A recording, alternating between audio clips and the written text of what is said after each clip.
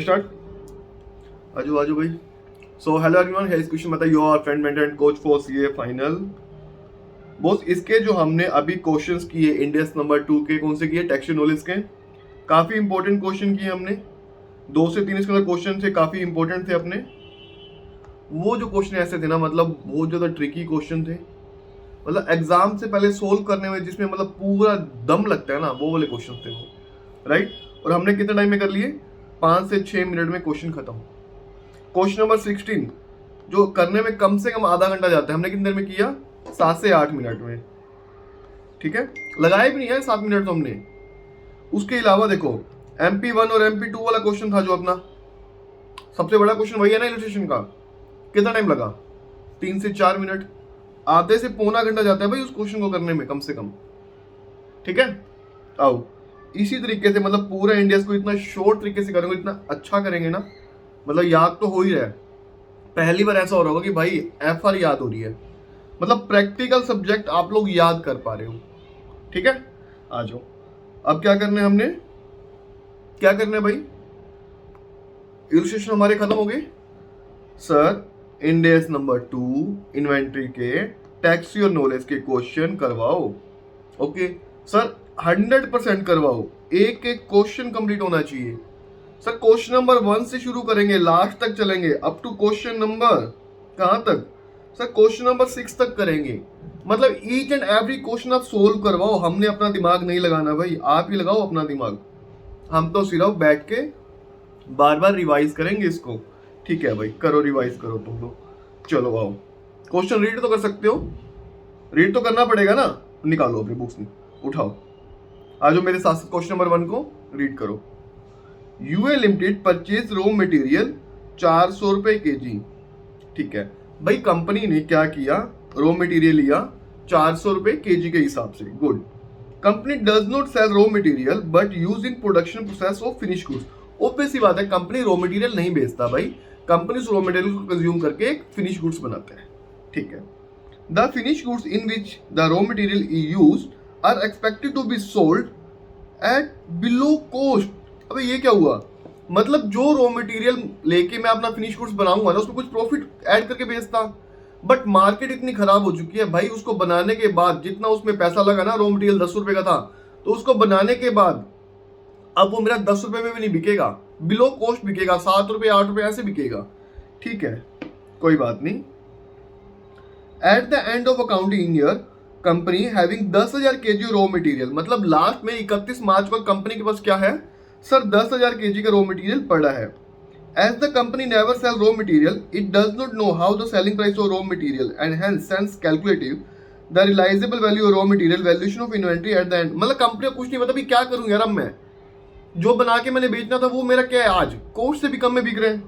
ठीक है, how ever replacement cost पता है उसको 300 रुपए किलो। भाई सीधी सी बात है, इन्वेंट्री के अंदर एक साफ साफ रूल लिखा हुआ है, अगर आपका रॉ मटेरियल कैसे कैलकुलेट होगा, कॉस्ट और NRV which are is lower, but अगर उसकी नेट रियलाइजेबल वैल्यू कॉस्ट से भी कम जा रही है, तो कॉस्ट से भी कम जा रही है तो भाई रिप्लेसमेंट कॉस्ट पे हमेशा उसको कैलकुलेट करेंगे।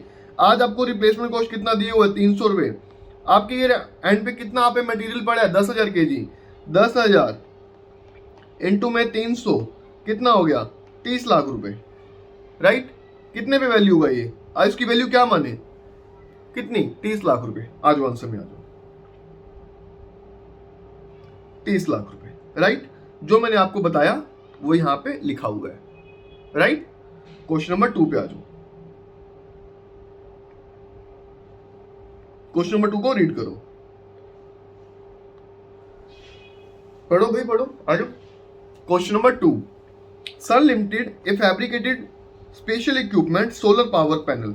मतलब सन लिमिटेड एक सोलर पावर पैनल बनाने का काम करती है, बहुत अच्छी बात है। During the year 2001-2 as per the drawing and design supplied by the customer, एक कस्टमर ने उसको ड्राइंग एंड डिजाइन दिया। However due to liquidity crunch the customer has requested to the company for postponement of delivery. बहुत बढ़िया भाई, एक customer है, उसने अपनी ड्राइंग्स करा दे दी भाई, ऐसे ऐसे मेरे को सोलर पावर पैनल बना के दो। ठीक है, फिर बाद में उसका लिक्विडिटी क्रंच हुआ, बर्बाद होना शुरू हुआ। वो बोला कि सर मेरी जो डिलीवरी है उसको पोस्टपोन कर दो। ठीक है, द कंपनी के पास अब फिनिश गुड्स भी पड़े, सब कुछ पड़े है भाई, डिसकंटिन्यू किया उसने, कोई बात नहीं। As a result detail of the customer, balance sheet date के ऊपर हमारे को क्या मिला कि सर उस कस्टमर से रिगार्डिंग हमारे पास आज वर्क इन प्रोग्रेस में 85 लाख का मटेरियल पड़ा है। Solar power panel finish goods 55 lakh रुपए के पड़े हैं, मतलब 140 लाख रुपए का तो मटेरियल पड़ा है 1 करोड़ 40 लाख का। ठीक है। सन्ड्री डेटर 65 लाख तो उससे पहले ही लेने हमने। टोटल 205 लाख, मतलब 2 करोड़ 5 लाख की एक कस्टमर हमें चौपट लगा गया। तो सर क्या करें? सर उसके खिलाफ हमने ना एक पिटीशन फाइल कर रखी है। ठीक है, उसका हुआ, कोई बात नहीं। अब 205 लाख रुपए का जो नुकसान है, बताओ कंपनी उसको 2023 के अंदर कैसे ट्रीट करे? सर सीधी सी बात है, अब उसके खिलाफ वाइंडिंग अप का केस चल रहा है, मतलब पैसे रिकवर होना तो बहुत ही मुश्किल है। तो एक काम करो, इस 65 लाख रुपए का तो बना लो आप प्रोविजन किस रिगार्डिंग? डेटर के रिगार्डिंग, मतलब ये तो मिलना बहुत मुश्किल है। सर इसको क्या करें? इसको देखो, एनआरवी आपकी उसकी कुछ भी हो, कॉस्ट और एनआरवी पहला तो हो सकता है भाई एनआरवी इसकी ज्यादा है, तो cost of NRV which average lower के बेस पे 140 का आप अपना इन्वेंट्री लेके चलो।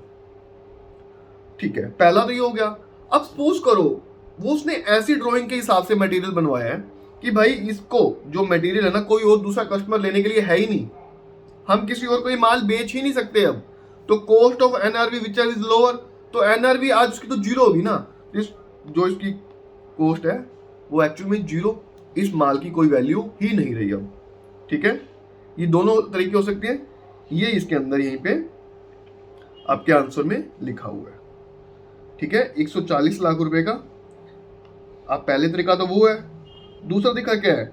भाई कोई कस्टमर ही नहीं है, probable debt amount not recoverable from the party है, डाउटफुल डेट 65 लाख रुपए का बनाओ, ये प्रोविजन बना दो। गुड, समझ आया? आज क्वेश्चन नंबर 3 के ऊपर आओ। Question number 3, On 31 March 2001, the inventory of ABC Limited spare part which it had been supplying to a number of different customers for some year। बहुत बढ़िया बात भाई, मैं अपना मटेरियल बहुत सारे कस्टमर्स को बेचता हूँ, बहुत अच्छी बात। The cost of the spare part was 10 million. उसकी जो स्पेयर पार्ट की क्या वैल्यू है? 10 मिलियन। ठीक है, based on the retail price 31 मार्च 2001 की बात कर रहे हैं हम लोग, हमने 2001 में भी बताना है और 2002 में भी उसकी वैल्यू बतानी है। The expected selling price of the spare part 12 हो, 12 में बेच सकता हूँ। Good, cost of NRV whichever is lower, तो मैं 10 की ही बात करूंगा। 15 अप्रैल को क्या हुआ? मार्केट में ऐसी फ्लक्चुएशन हो गई जिससे वो मटेरियल मेरा 12 वाला 8 में ही बिकेगा, तो cost of NRV whichever is lower, मतलब 8 में ही बिकेगा मेरा वो, कोई बात नहीं भाई। एस्टिमेटेड एक्सपेंसेस क्या है उसको करने के लिए? 0.5, मतलब 7.5 में। 20 अप्रैल 2001 की बात कर रहा है, मतलब देखो एक प्रोडक्ट था 10 रुपए का बिक रहा था। ठीक है, एक्सपेक्टेड एनआरवी भाई 12 में तो जाएगा ही जाएगा, ये बहुत बढ़िया बात। अब 15 अप्रैल के आसपास जब मैं 31 मार्च वाली बैलेंस शीट साइन कर रहा था ना, मेरे को पता लगा भाई इसकी आज जो वैल्यू है ना वो भाई वो 8 रुपए होगी, तो क्या लेके चलूं? 8 ही लेके जाऊंगा भाई मैं। एनआरवी मेरी cost of NRV which is lower. और एक चीज और देखो, इस पे 0.5 का तो खर्चा भी आएगा, तो 8 नहीं भाई, वो 31 मार्च 2001 वाली बैलेंस शीट में 7.5 के हिसाब से रिकॉर्ड होगी। ठीक है, आज अब अगले साल की बात करते हैं, 2002 की बैलेंस शीट में इन्वेंट्री अभी तक अनसोल्ड पड़ी है वेयर हाउस के अंदर हमारे पास, कोई बात नहीं। Director believe date seasonable condition active market हुआ, इमीडिएट सेल कर सकते हैं हम लोग, since the market condition improve हुई और आज हम उसे 11 रुपए में बेच सकते हैं और सेम 0.5 का खर्चा आएगा। मतलब कॉस्ट तो थी 10 रुपए, एनआरवी होगी 10.5, cost of NRV whichever is lower, 10 रुपए में रिकॉर्ड करो, तो यहां पे तो भाई मैं 10 रुपए की रिकॉर्ड करूंगा। ठीक है, बट सर पिछले साल जो मेरा 2.5 रुपए का नुकसान हुआ वो उसको मैं अब रिवर्स कर दूंगा, यहां पे मैं रिवर्स कर दूंगा 2.5 रुपए का। अच्छा, 3 के आंसर में आओ। 2001 में 7.5, उसके बाद वाली बैलेंस शीट में जो मैं रिकॉर्ड करूंगा cost of NRV whichever is lower 150 के हिसाब से 10 में मैं इसको रिकॉर्ड करूंगा। ठीक है, जो प्रीवियस मेरा 2.5 मिलियन का नुकसान था उसको मैं रिवर्स करूंगा। राइट, समझ आ गया? क्वेश्चन नंबर 4 में आ जाओ। क्वेश्चन नंबर 4 में आ जाओ।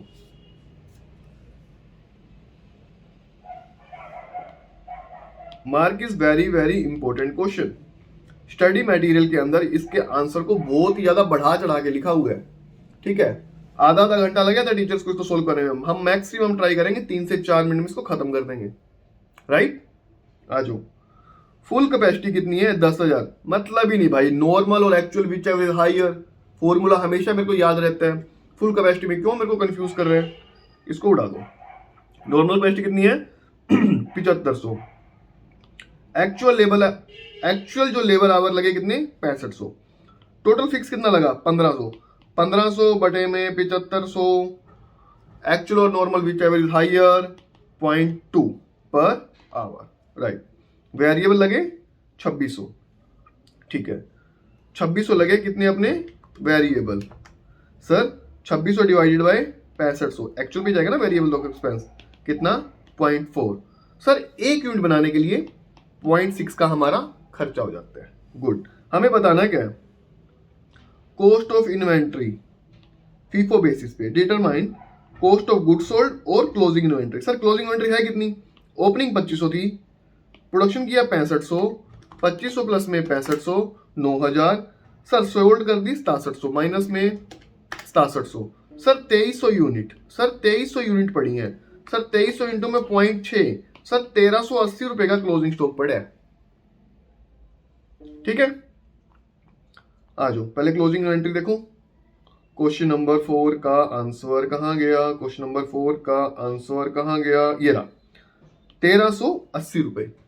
अब कॉस्ट ऑफ गुड्स सोल्ड भी बतानी है। अब देखो 1500 के अंदर 1500 आपका जो 0.2 का खर्चा आया, ठीक है। कितने यूनिट बनाए आपने टोटल एक्चुअल में? 6500। 6500 इंटू 0.2, 1300 लगा कितना? 1500 फिक्स 200 रुपए क्या हो गया? अनअब्सॉर्ब्ड, मतलब पी एंड मिल जाएगा। ये लो भाई, ये आपका पी एंड एल में गया। सर 6500 टोटल बनाए, 2300 तो क्लोजिंग ही रह गया ना फीफो बेसिस पे। सर आज 4200 यूनिट के 0.6 के हिसाब से हमारा खर्चा हुआ, तो मतलब 2520 रुपए।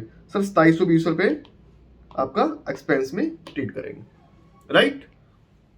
क्वेश्चन हो गया आपका ये खत्म। जितना पूछा था वो हमने बता दिया, 2 मिनट भी नहीं लगे भाई क्वेश्चन बताने में। पूरा क्वेश्चन भी पढ़ लिया आराम से, हमने कर भी दिया, ठीक है।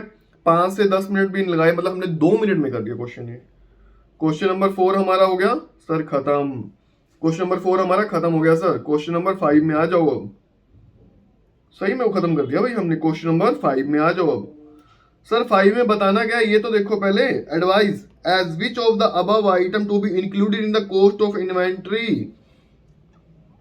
अच्छा सर इसमें ना बहुत सारे खर्चे दे रखे हैं, क्या ये इन्वेंट्री के अंदर जाएंगे या नहीं जाएंगे ये बताना है। सर ये सारे खर्चे क्या इन्वेंट्री के अंदर जाएंगे या नहीं जाएंगे ये बताना है, ठीक है। ये क्या इन्वेंट्री का पार्ट है या नहीं है। सर हमने मटेरियल परचेज किया 5 लाख रुपए का, ओबवियस सी बात है, लो भाई 5 लाख रुपए। सर ट्रेड डिस्काउंट मिला 10,000 रुपए का, माइनस में करो 10,000 रुपए। सर इंपोर्ट ड्यूटी लगी 200 रुपए की, प्लस कर दो 200 रुपए। माल को लाने का खर्चा तो ऐड ही करोगे ना। सर फ्रेट एंड इंश्योरेंस 250 रुपए, सर ये भी ऐड कर दो। Other handling cost relating to import, sir 100 रुपए ये भी ऐड कर दो। सैलरी P&L का पार्ट होता है भाई, भाग यहां से। Brokerage commission payable to indenting agent, sir उसको बुक गुड्स को आइडेंटिफाई करने के लिए, भाई ये भी 300 रुपए ऐड कर दो। Cell commission paid, sir P&L का पार्ट होता है। After sales warranty, sir P&L का पार्ट होता है, इन्वेंट्री का पार्ट नहीं होता ये। सर टोटल कितना हो गया ये? टोटल हो गया भाई ये 4,90,000 प्लस 200 प्लस 250 प्लस 100 प्लस 300, 4,90,850 रुपए, राइट। सर आ जाओ इसके आंसर में आ जाओ। सर क्वेश्चन नंबर 5 के आंसर पे आ जाओ।